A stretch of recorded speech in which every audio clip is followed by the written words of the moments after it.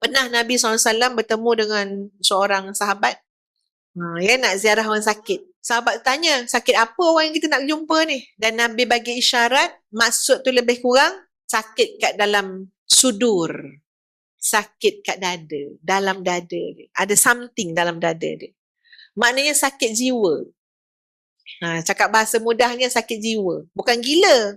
Ya, lama-lama sakit-sakit kat dalam ni, jiwa ni tuan-puan, boleh menyebabkan badan kita lemah. Mula-mula penakut, lemah. Bimbang, lemah. Terluka, lemah. Sedih, lemah. Buruk sangka, lemah. Merajuk. Buat apa ujung merajuk? Lemah. Bukan hebat pun jadi orang kuat mengajuk ni. Jadi Nabi kata, jom kita pergi lawat. Dan Nabi ajarkan kepada orang tu dan sahabat yang bersama dengan Nabi. Nabi tanya, mau tak kamu aku ajar